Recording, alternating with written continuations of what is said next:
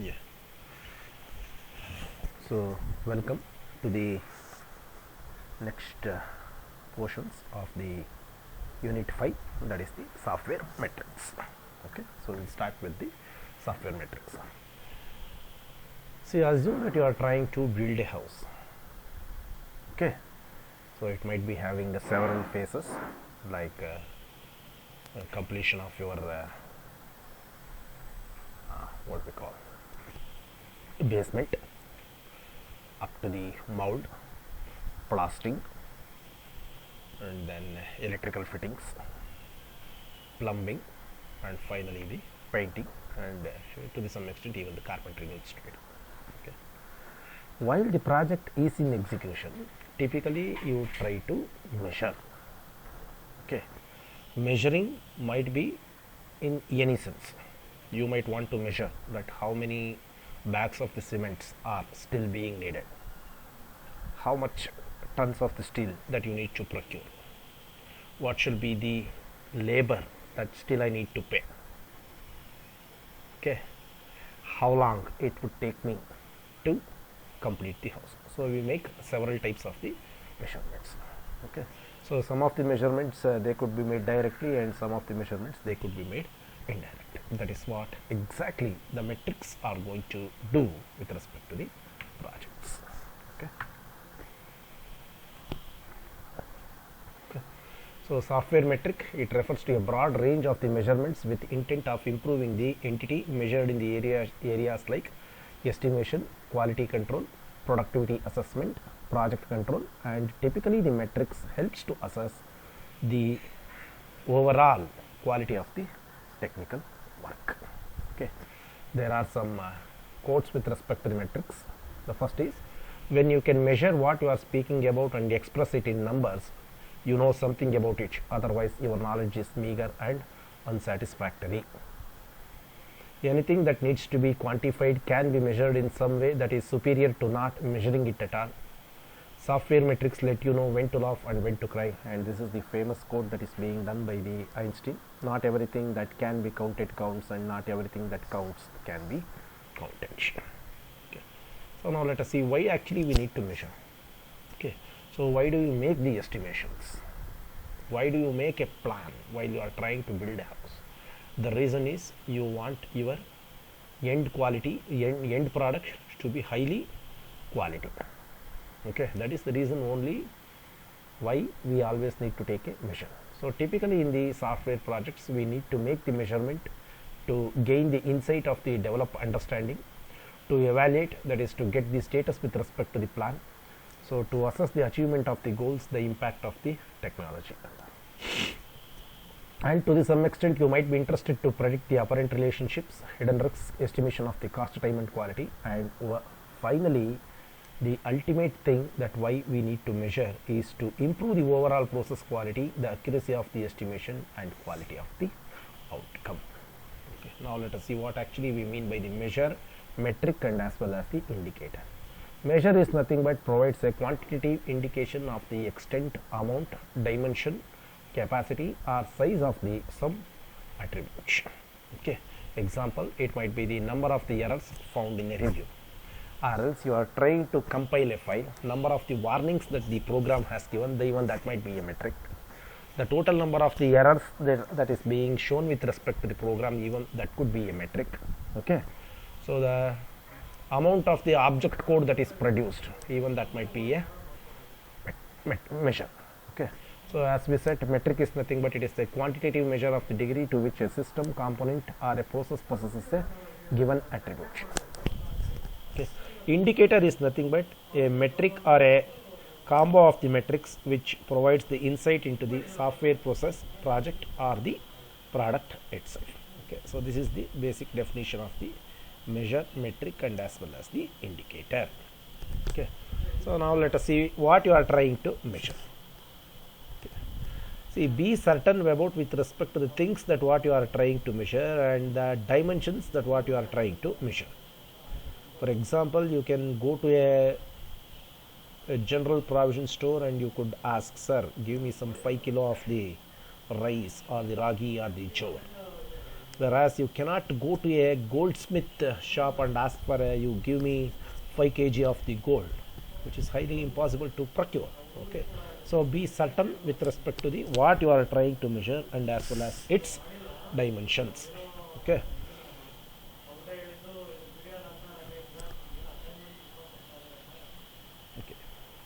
so what to measure? Measure of the software development output as a function of effort and time that is being applied, and measure of the fitness for the use. This is what basically you would like to measure.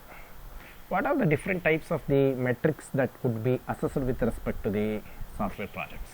Okay, see, you can frame the metric for each and every activity that what you are going to carry out. It might be with respect to the product, or else you can apply the metric for the process that itself, that one which is being followed with respect to the project, or else you could apply the metrics for the resources, that is with respect to the project itself.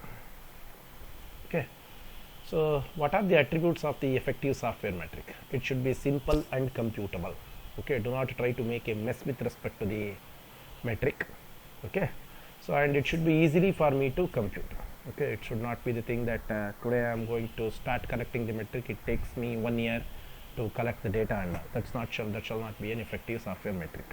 Empirically and initiatively persuasive, that means over the time it should be possible for you to improve. It should have the consistency and as well as the objective, consistent in its use of units and as well as the dimensions. As far as possible, the metric needs to be language independent. Okay, as it's like similar to your flowchart of the algorithm, they are not dependent on the programming language, and it should be an effective mechanism for high quality feedback.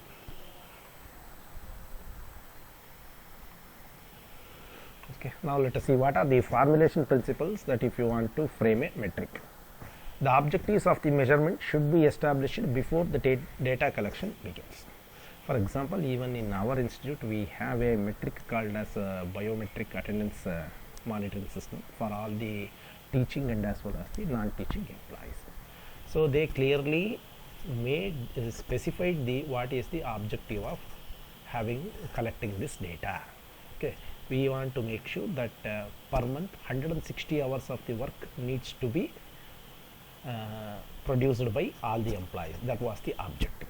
Okay, each technical metric should be defined in an unambiguous manner. Okay, that means there should not be any ambiguity in collecting the data.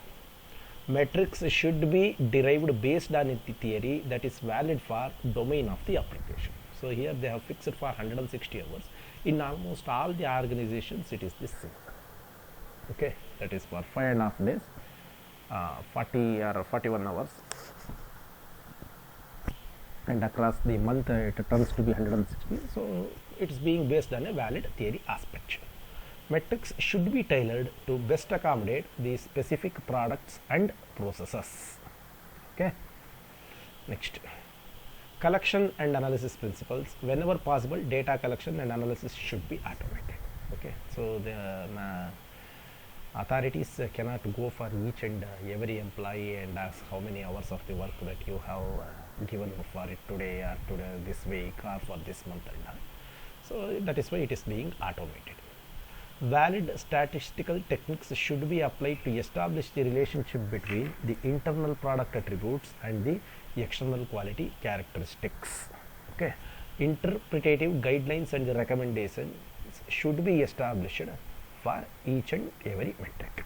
Okay, that means today if I am going to apply a leave, okay, so whether still I need to work for 40 hours a week, okay, then no, it can deduct some 8 hours, and even the 32 hours might be sufficient for you to show the working hours. Okay, so with respect to the product metrics, the focus is on quality of the deliverable. What here you are trying to measure is what is the complexity of the algorithm, what is the complexity of the architecture, what is the complexity of the data flow, what is the complexity of the code, and what is the complexity of the process effectiveness. These are the things that what you could measure. Okay, process metrics, major interest in quality achieved as a measure of a repeatable or managed process. For example, the defect removal efficiency might be treated as a one metric. Defect removal efficiency means now the code the product has been released to the customer, whereas after the code is being or the product is being released, then they are coming up with respect to the defects. That means they are not able to, their requirements have not been mapped, or there is some flaw in the design over there. So how much efficiently you can remove that one. Okay, that is what the defect removal efficiency. Okay, and it's always private to a team. Okay, project metrics, they are always used for the strategic purposes. Okay, it could be effort or the time, that one which is being required per task. What is the total number of the errors that you are trying to uncover per review? What were the scheduled milestones and what were the actual milestone, that one which you have been with? What are the changes and as well as their characteristics, and how the distribution of the effort across the task? There are many things that wherein you could measure. Okay, so metric normalization based on the typically the lines of the code as a measure of the size. Example might be, so now you have 1000 lines of the code, you are trying to compile, how many number of the errors are there with respect to the code. Okay, defects per kilo lines of the code. Error is different, defect is different. Error, it is possible for you to fix it easily, whereas a defect, it is very difficult to fix it up. Okay, what is the total dollar that you are trying to spend per kilo lines of the code? How many pages of the documentation is being done with respect to the kilo lines of the code? And function points per person month. That means what is the total activity that is being done by a person in a month with respect to this one. You can say that I have done this, you have done it, and whereas I need to measure it. Okay, so software metric collection processes, these are the software engineering processes wherein you need to collect the data, that is the data collection, and typically that is going to be measured, metric computation, and finally it shall act as an indicator over there. Metrics could be applied for the different phases, that is analysis, design, code, testing, and as well as the maintenance. The metrics might be different with respect to the analysis phase, it might be different with respect to the design, code, testing, and as well as for the maintenance. Okay, see here in your syllabus we will be typically trying to discuss about the function point metrics, that is how to compute with respect to the function point given the data. Many times a problem might be asked over here. So it is a metric that is being indirectly derived using the other function measures. So it was proposed by Albrecht of the IBM in 1979, most suited for the large business systems of that era, hence stresses the data dimension in the most. So it is being derived using the empirical relationships.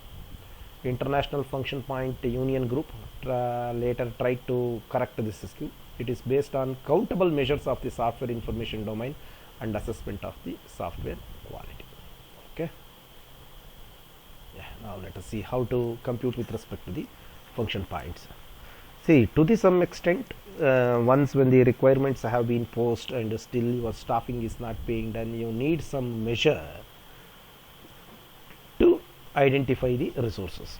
Okay, see, depending on the dimension of the building, depending on the area that where the house is being built, then correspondingly your mason will estimate how many number of the men employees are being needed, how many number of the women employees might be needed, how many people that one who can actually build the wall they might be needed, and all. Okay, see here also in the project it is to the some extent you can determine what is the total number of the user input types, that is the data screens that you need to manage, or the design, number of the user output types, inquiry programs, data files, and as well as number of the external interfaces. See here we have listed only the 5. Along with this 5, still if you are able to further decompose, or if you are further trying to split the problem into many number of the sub problems over there, it's most welcome. Okay, so now all these 5 questions, that is whatever that has been identified, now they will be classified as simple, average and as well as the complex. Okay, simple might be having a one value, average might be having a one value, complex might be having a one value. For example, assume that you are trying to design a reservation system. Okay, designing the login screen might be very simple. Okay, whereas once when the login page is being authenticated, the number of the items that what you are supposed to display it on the home screen, it might be a complex. So if you try to choose any one over there, like assume that now I have my Gmail account. Okay, so I log in. So in the login screen there is only one object, that one which is responding. That's why I try to make it as a simple. Whereas once when the login is being authenticated, there are many number of the objects, that one which try to appear on the screen, which might be very complex. So out of that, now I am going to choose my compose, wherein only one object is going to be interactive over there, that is the composing menu. So now I could make it as an average. Okay, yeah. Okay, see, in the examination you might be given with the problem in this manner, that is they will be specifying what is the total number of the user inputs, what is the total number of the user outputs, user inquiries, data files, number of external interfaces and all. So if it is a simple, the multiplication factor might be given. Here we are taking for each and every aspect a different multiplication factor is being taken, whereas in the examination they might give the different different multiplication factors are the same. So if it is being given the same, then you need to multiply the number of the things with that of the scaling factor over here. See, here in this example I have 32 user inputs of the average type, so that is 32 into 4, so that is 128, and correspondingly 60 into 5, 300, 24 into 4, 96, okay, 8 into 10, 80, 2 into 7, 14.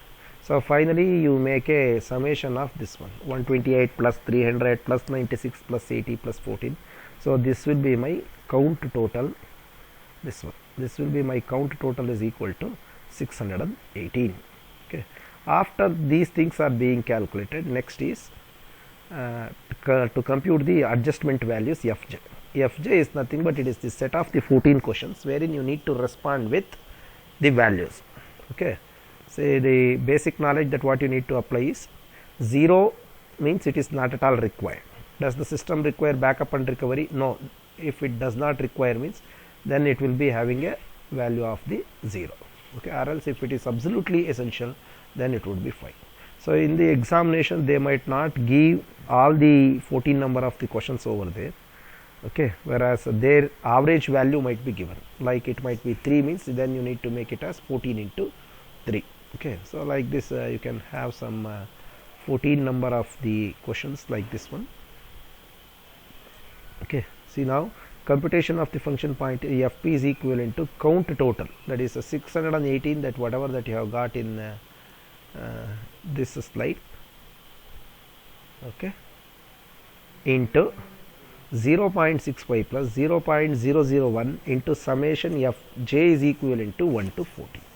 Okay, assume that here out of 14 questions, some 10 were having the 3 and some 4 were having the value 5. So then it is 10 into 3 30 plus 4 into 5 20. So that means summation fj will be equivalent to 15. Or else if all are being made as an average, then it will be 14 into 3, that is the 42. So 0.001 into 42, count total, you make a summation with 0.65 plus this one. So now this is 618, so that should be your function point. Once when the function point value is known, then correspondingly to the some extent it becomes easy for the manager to identify how many testers are being needed, how many architects are being needed, how many design engineers, how many people who can code are being essentially needed with respect to the project. Okay, yeah, now let us discuss about the pros and as well as the cons. The pros are it is language independent based on the facts known early on the project. Cons, it is still subjective, it's merely a number, and IFPUG made attempts to reduce the subjectivity by specifying the complexity through countable measures. Okay. So metrics for code and testing, actually this is not in the syllabus. Okay, still you can have a look to this one. For testing also there can be several number of the metrics over here that wherein you could see. Maintenance, the common metrics are MTBF and MTTR, mean time between the failure and as well as the mean time to repair. Mean time between the failure is the difference of the time interval between wherein the component has started its execution and the component has failed to make an execution. That is what the MTBF. Mean time to repair is the time interval that is being required, the difference of the time interval between the start of the work to repair and as well as the end at wherein it was got repaired. Okay, that is MTTR. As far as possible, the MTBF needs to be very high for the projects and the MTTR needs to be very low. Okay.